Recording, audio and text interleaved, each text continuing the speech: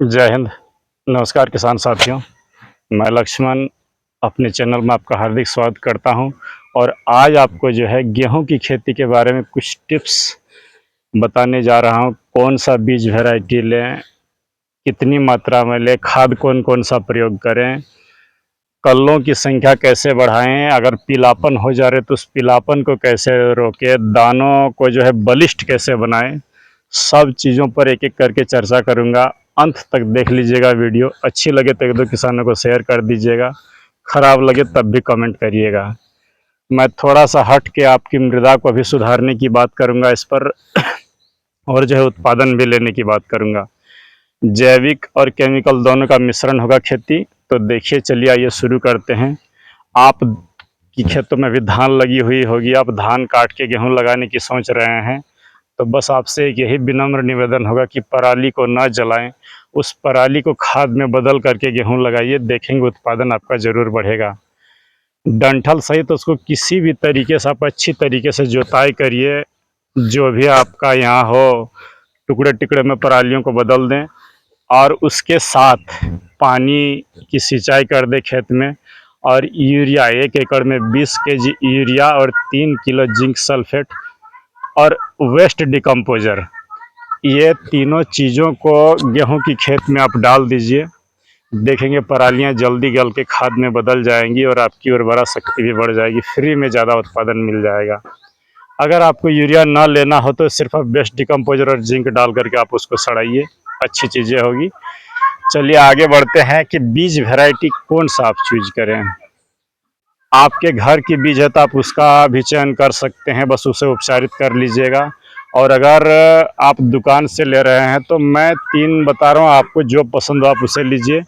सबसे पहले जो हमारी इधर जो लगाई जाती है वो श्री राम सुपर 303, दूसरी जो है बंसीवाला, तीसरी जो है K68। इनकी रोटियां मुलायम होती है, उत्पादन भी ठीक ठाक बहुत अच्छा मिल जाती है।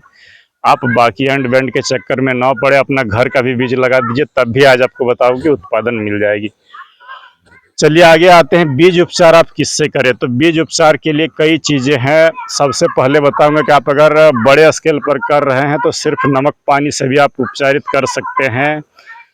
1 लीटर पानी में 10 ग्राम नमक डाल करके हल्का पानी गुनगुना हो, मात्र 30 डिग्री सेल्सियस के आसपास, उस पानी में आप नमक के पानी को जो है उपचारित कर दें।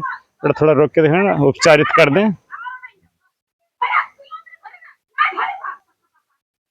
तो सिर्फ नमक पानी से आप उपचारित कर सकते हैं, दूध से उपचारित कर सकते हैं, पंचगव्य से उपचारित कर सकते हैं। अगर आप केमिकल में उपचारित कर रहे हैं, और ये ट्राइकोडर्मा विरिडी से भी आप उपचारित करिए। केमिकल में आप उपचारित कर रहे हैं तो बायर का एवरगोल्ड एक्सटेंट लीजिए, फंगस आने ही नहीं देगा अंत तक आपको। तो ये हो गया बीज उपचार की बात। आप बेसल डोज में क्या डालें।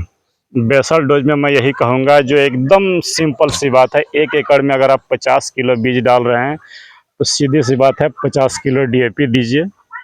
उसके साथ जो है 20 किलो MOP दीजिए, 50 किलो SSP, 2 केजी सल्फर दीजिए, 3 केजी जिंक दीजिए, 1 केजी बोरॉन दीजिए।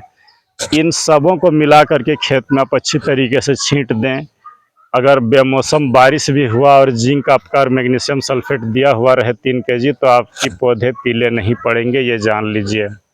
सिर्फ यूरिया और के भरोसे खेती ना करें, कुछ तकनीकें भी बदलें।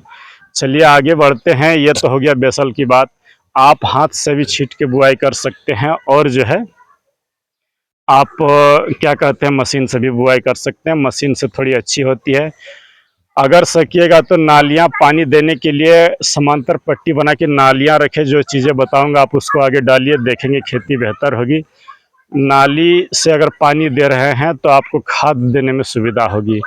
पहली पानी के साथ आप अगर यूरिया दे रहे हैं तो 20 केजी यूरिया और 3 केजी जिंक सल्फेट पानी देने के बाद खेत में छिटाई करें, देखेंगे परिणाम अच्छा मिलेगा। लेकिन मैं कहूँगा यूरिया भी ना दीजिए। आप क्या करिए, 1 एकड़ खेत के लिए 25 किलो सरसों खली लें, उसके साथ 1 केजी दही, 300 ml गौमूत्र, 3 किलो गुड़, चारों को 3 दिन सड़ा करके नल से जिधर से पानी चल रही है ड्रम में भर करके उसे टोंटी खोल के छोड़ दीजिए। पूरा खेत में सरसों खली चल जाए तो आपकी सारी चीज़ों की पूर्ति इसमें हो जाएगी, मिट्टी भी अच्छी होगी, उत्पादन भी बढ़ेगा। तो आप यूरिया दे रहे हैं तो यूरिया दे सकते हैं, नहीं तो सरसों खली दीजिए, बेहतर उत्पादन मिलेगा, आपके घर की चीज़ है, सस्ती चीज़ है, अच्छी होगी। चलिए आगे बढ़ते हैं। जब दूसरी पानी दे तो आप इसके साथ जीवामृत चलाइए या तो फिर हेलीकॉप्टर डोज दीजिए, खर्च कम होगी। जो आप 50 किलो डीएपी में शुरू में बोला था, उसको काट के 15 से 20 किलो डीएपी आप अलग रख लीजिए, बेसल में 20 ही किलो दीजिएगा। अगर हेलीकॉप्टर डोज दे रहे हैं तो पूर्ति हो जाएगी। 20 किलो डीएपी लीजिए, 3 किलो गुड़ लीजिए, 3 किलो ह्यूमिक एसिड, अच्छी कंपनी वाला ह्यूमिक एसिड। गुड़ और ह्यूमिक एसिड को 3 दिन सड़ाइए। डीएपी जो 20 किलो लिए हैं उसको अलग बर्तन में सड़ाइए। एमओपी 10-12 किलो लीजिए, अलग बर्तन में दीजिए। आपका जो एसएसपी 20 किलो लेंगे उसको भी अलग बर्तन में दीजिए। यूरिया 15 किलो लीजिए, उसको अलग बर्तन में दीजिए। 1 किलो बोरॉन, उसको अलग बर्तन में दीजिए।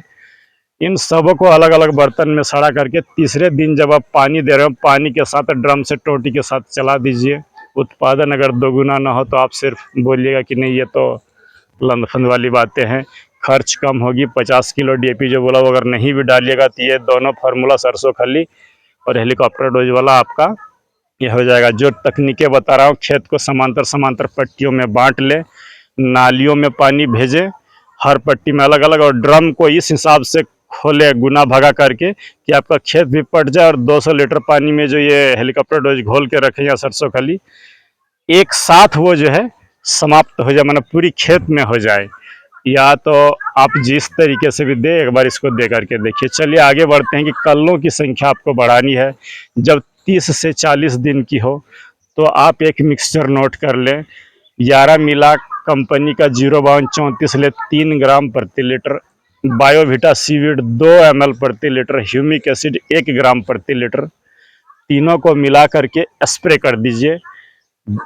1 से 2 स्प्रे करिए 4-4 दिन के अंतराल पर। दूसरा स्प्रे देने के बाद जब पौधे बढ़ने के लिए पूरे आतुर होंगे, 40 दिन के अवस्था में खूब जोर बढ़ने का उनका मन करेगा, आप ये जो मिक्सचर देंगे तो उसके बाद आप यहाँ पर ही आपको ट्रिक लगाना है। वो जो सिजेंटा की आती है आपका कल्टार, उसका स्प्रे कर दीजिए। नीचे से तो पौधे बढ़ने खोजेंगे लेकिन आप ग्रोथ को रोक दीजिए तो कल्लों की संख्या भरमार हो जाएगी। या तो फिर मैं आपको एक सस्ती वाली दवाई बताता हूँ, हेक्साकोनाजोल 5%, 1 लीटर की कीमत 300 है। 2 ml दे करके आप स्प्रे कर दीजिए। 2 से 3 ml, 2 ही ml दें, 2 ml दे के स्प्रे कर दीजिए। ग्रोथ रुक जाएगी और फंगस भी नहीं आएगा और आपकी कल्लों की संख्या भी बढ़ जाएगी। कल्टार नहीं ले रहे तो इसमें 2 काम एक साथ हो जाएगा। जब आपके दाने और तीसरे पानी के साथ आप क्या करें, जीवामृत भी एक आध बार चला दीजिए। या तो जोताई के पहले जीवामृत चला देंगे तो आपका परिणाम अच्छा रहेगा किसान साथियों, तो वो जीवामृत भी एक बार चला दीजिए। पानी की मात्रा निर्भर करती है, आपकी अगर भारी ज़मीन है तो 4 पानी में गेहूँ हो जाती है, और अगर हल्की ज़मीन बलुई वाली है तो 6 पानी भी लग जाती है। पानी हमेशा कम दें, कदापि अधिक पानी न दें, तो गेहूँ की फसल को कम पानी लगती है, जड़ों में पानी जमा रहने से फसल खराब होती है। चलिए बात करते हैं, अगर आपकी गेहूँ पीला हो जा रही है तो आप क्या करेंगे। तो बस मैं ये कहूँगा कि आप अगर मैग्नीशियम सल्फेट एक टंकी में 70 ग्राम और 30 ग्राम जिंक सल्फेट दे करके स्प्रे कर करके रख रहे हैं तो गेहूँ आपका बारिश हो तब भी पीलापन नहीं होगा। एक कॉम्बिनेशन बता दे रहा हूँ, 0050 लीजिए 2 ग्राम सल्फर, थायोनिट्री जो आती है सिजेंटा की, 2 ग्राम सल्फर, और M45 3 ग्राम, उसको दे करके आप स्प्रे कर दीजिएगा तो गेहूं का पीलापन आपका ख़त्म हो जाएगा। चलिए आगे बढ़ते हैं। ये जो बढ़वार रोक लिए, पोषण के बारे बता दिए हैं आपका। बस इस बात का ख्याल रखिए कि ग्रोथ रुकी हुई है किसी भी हालत में, आप ये 05234 बायोविटा और ह्यूमिक एसिड का स्प्रे 10-12 दिन पर करते जाइए, रोग बीमारियां भी खेत से नहीं आएगी। 0050 देंगे तो आपका नहीं आएगा। दानों को बलिष्ठ बनाना है किसान साथियों, तो एक बात ख्याल रखिए, जब गांठ बन रहे हो बाली निकलने से पहले आप ये 05234 तो दे ही रहे हैं, एक बार 0050 चला दें और बोरोन और कैल्शियम पर विशेष ध्यान दें।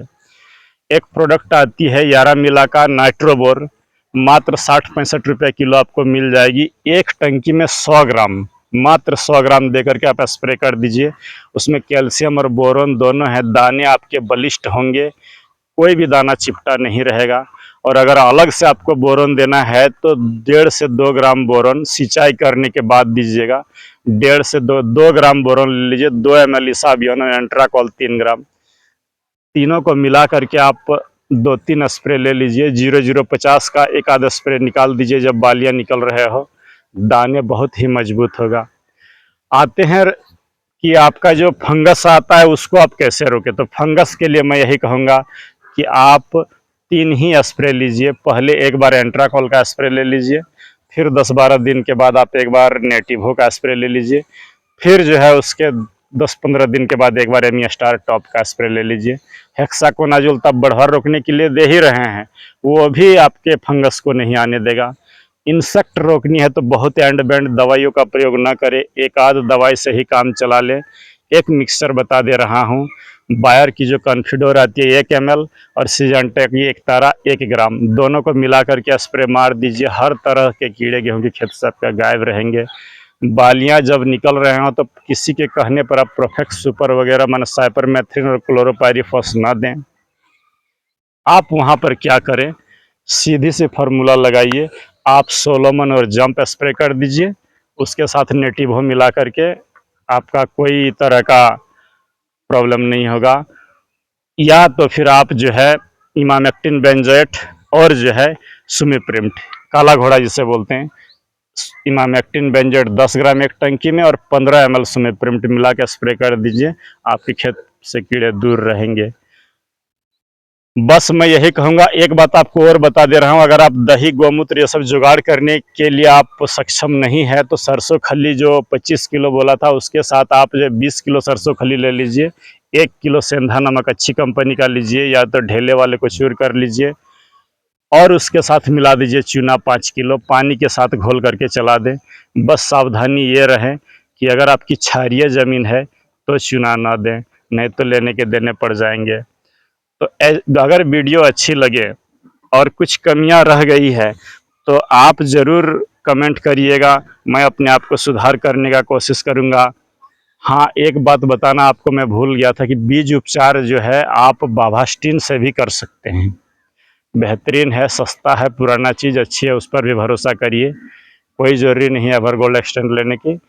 आप इन सब चीज़ों को अपनाइए और खेती को दमदार बनाइए। यदि आप अपनी खेत में ह्यूमिक एसिड, सरसों खली, गुड़ ये सब दे रहे हैं तो यकीन मानिए आपकी मिट्टी जितनी अच्छी है कुछ सालों में और अच्छी हो जाएगी।